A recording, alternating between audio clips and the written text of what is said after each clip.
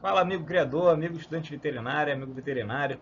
Meu nome é Renan Civaroli, especialista em medicina de aves. E nesse vídeo aqui eu quero falar um pouquinho sobre a fisiologia da muda de penas, um assunto que é muito frequente e assim muito complexo, apesar de ser relativamente comum, né? Todo ano acontece e muitas vezes as pessoas não sabem como isso acontece. Então, o meu objetivo desse vídeo aqui é esclarecer pelo menos um pouco ou dar ideia da complexidade que é esse evento fisiológico aí que é a muda de penas, tá bom? A gente tem que lembrar que as aves, depois de adulto, elas vão ter estágio de história de vida, né? Então, assim, você vai ter primeiro o período de muda, né, que vai geralmente anteceder o período reprodutivo. É um período de alta demanda metabólica, um gasto energético grande da ave, a ave perde peso, ela tem que fazer a síntese das penas, então ela acaba gastando mais proteína de reserva que ela tem, e a gente vai detalhar isso um pouquinho mais para frente. Depois a gente vai ter a parte mesmo que compreende o período reprodutivo mesmo, né? Que é o estabelecimento dos territórios, a corte, o pareamento dos casais, aí, a construção dos ninhos, né? E os cuidados parentais aí que também demandam da ave aí um gasto energético muito grande aí. Então, assim, ela precisa realmente de mais proteína, de uma alimentação mais forte nessa época, né? Então, assim, a gente vai ter diferentes estágios de história de vida, dependendo das espécies, dependendo do local que elas estão habitando e dependendo aí de como ela está sendo criada, se for em cativeiro. E isso vai interferir, o que vai interferir nisso é a temperatura do ambiente, a luz do ambiente, a quantidade de luz do dia do ambiente, a quantidade de proteína que está tendo disponível para a alimentação da ave naquele período, né? Então, várias coisas aí acabam interferindo nesse sistema aí, nessa homeostase que é necessária para a muda de penas. E falando de homeostase, a gente coloca essa figura aí para lembrar que a homeostase é o equilíbrio. Então, assim, elas passarem por diferentes estágios de história de vida num ano, né, visa a ave tentar manter a homeostase. E essa capacidade aí de alternar entre os estágios para manter a homeostase a gente chama de alostase, tá? Então, assim, a capacidade alostática é a capacidade do animal de passar por diferentes estágios de história de vida para tentar manter um equilíbrio e manter suas funções orgânicas viáveis aí e produtivas no final de uma temporada, tá? Então isso aí vai ser, mais uma vez, interferido aí diretamente pelo ambiente, né? Pela temperatura, pela disponibilidade energética do ambiente, pela quantidade de luz do ambiente, tá?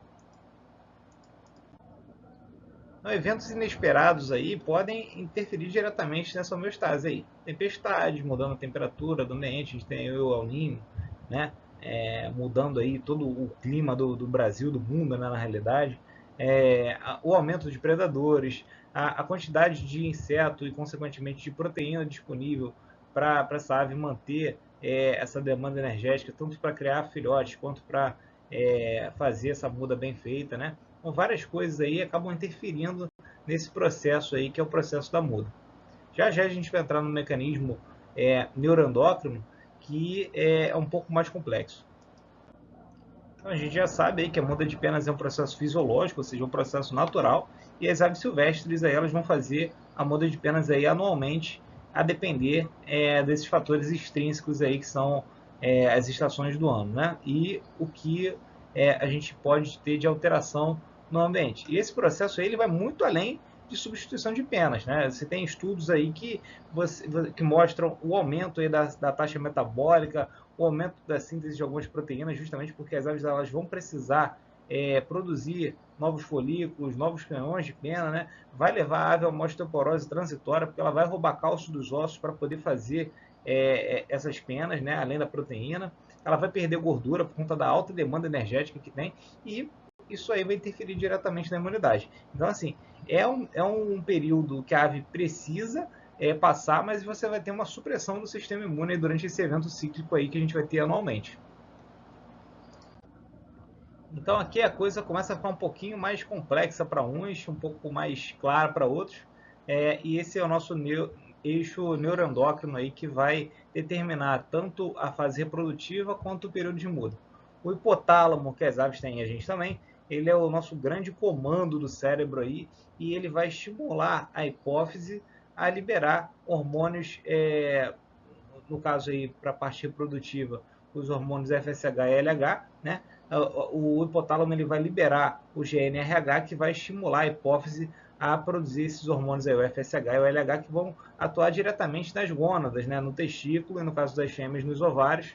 E esses hormônios atuando sobre essas glândulas reprodutivas, essas glândulas elas vão produzir mais, no caso dos machos, mais testosterona, no caso das fêmeas, mais estrógenos, né? E o fenômeno da muda em si, ela ocasiona um descanso reprodutivo aí, que também é um período que expolia muito a ave, porque ela também rouba cálcio dos ossos para poder fazer a casca do ovo. Ela precisa de uma síntese de proteína muito grande para você fazer o albume, né, a gema.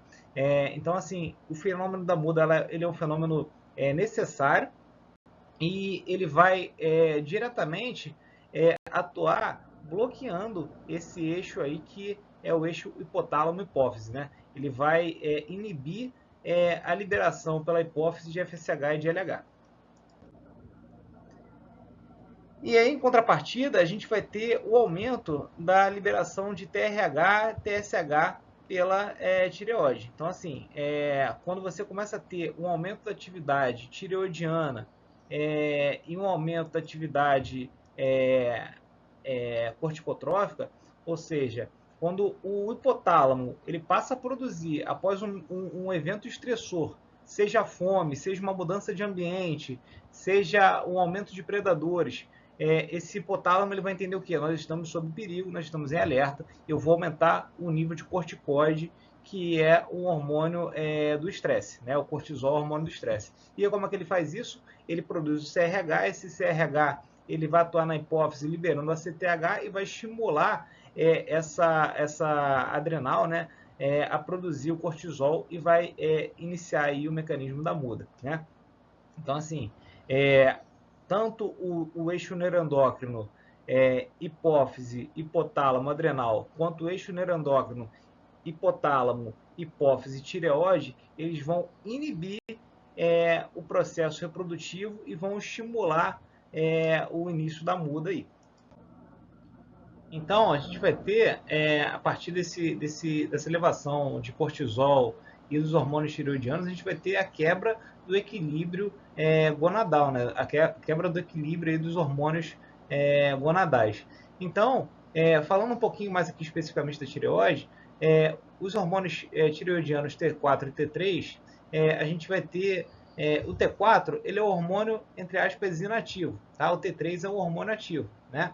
A gente tem as deiodinases, que são enzimas que estão periféricas, e elas vão transformar esse T4, que é a tetraiodotironina, em T3, que é o hormônio ativo. Então, assim, inicialmente, você tem um aumento do T4, né? Porque assim, esse T4 está estocado na tireoide, e aí você tem inicialmente uma elevação do T4, que vai ser convertido perifericamente pelas deiodinases em T3, e aí você vai ter um aumento desse metabolismo mesmo da ave, né?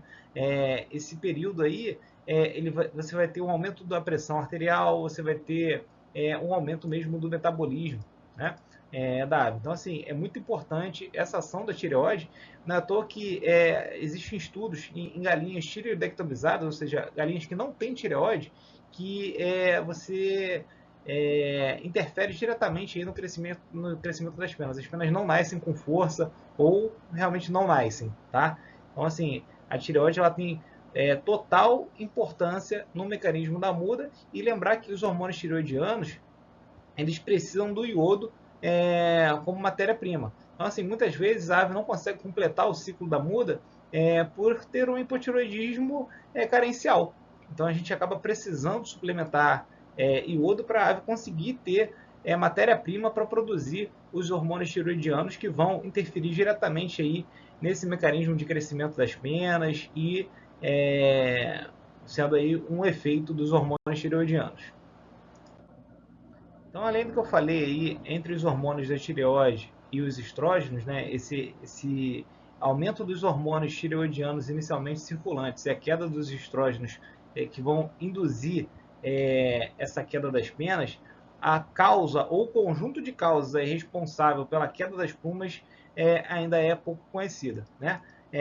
Para alguns autores aí, a prolactina ela vai ter um fator aí, a prolactina parece que é uma brincadeira, né? Mas porque é um hormônio que é classicamente de mamíferos, né? Que é o que vai fazer a fêmea produzir o leite materno, mas a prolactina em aves ela tem a função aí de originar aí os folículos epiteliais aí para nascerem novas penas, né? E assim, em columbiformes, ela está associada à produção do leite do papo, que é a descamação das células do papo para alimentar os filhotes. Então a gente volta nesse slide para aquele esquema do hipotálamo, hipófise e gônadas, né? E a muda ela vai se completar aí com a diminuição desses fatores estressores e, consequentemente, desses hormônios que aumentam o metabolismo, o cortisol, os hormônios tireoidianos, e a gente vai ter o restabelecimento aí, a volta da atividade dessas gônadas, novamente estimuladas pelo FSH e pelo LH, né? E aí essas gônadas, os ovários vão voltar a produzir progesterona, e essa progesterona ela vai estimular as papilas aí das penas, contribuindo aí para a forma aí final aí desse ciclo de muda, né? Não preciso nem mencionar, mas é importante sempre lembrar que nessa fase de muda, com a supressão desse eixo gonadal aí, as aves vão cessar o período reprodutivo. Então é por isso que assim, tanto a parte reprodutiva quanto a parte de muda são episódios que demandam um alto gasto metabólico da ave e elas não se sobrepõem, né?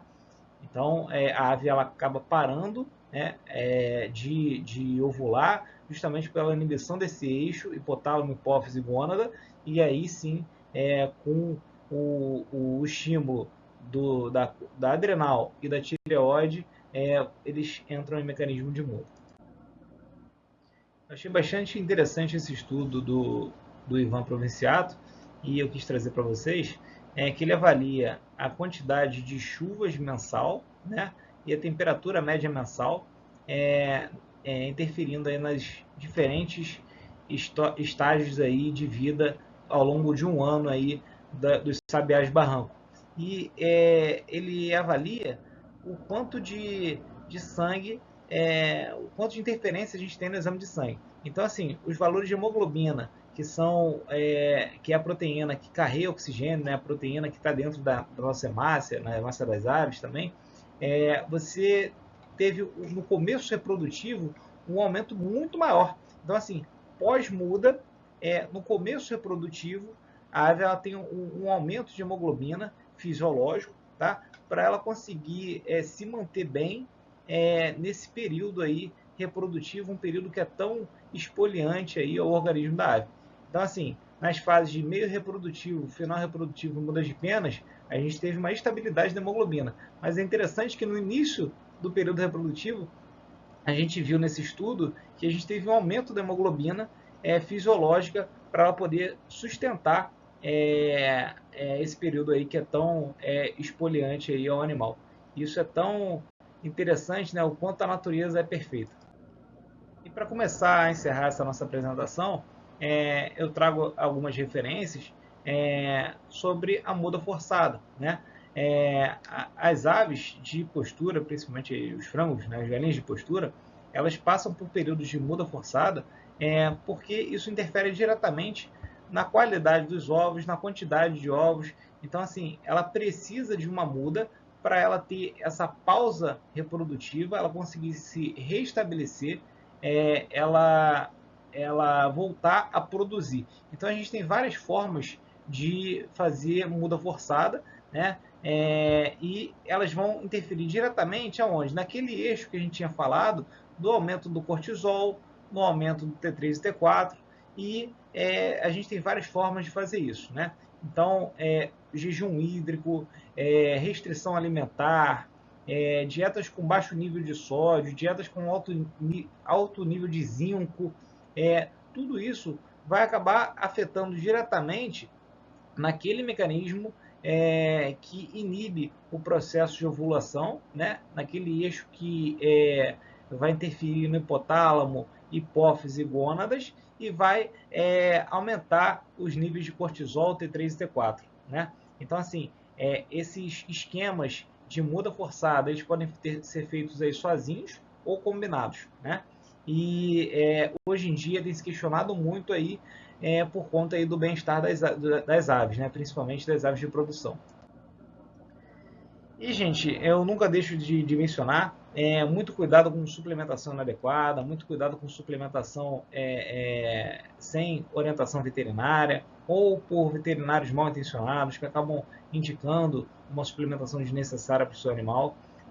Esse período de muda é um período de alta demanda energética, sim, tá? Mas nem sempre você precisa suplementar se você tem um animal bem nutrido, tá bom?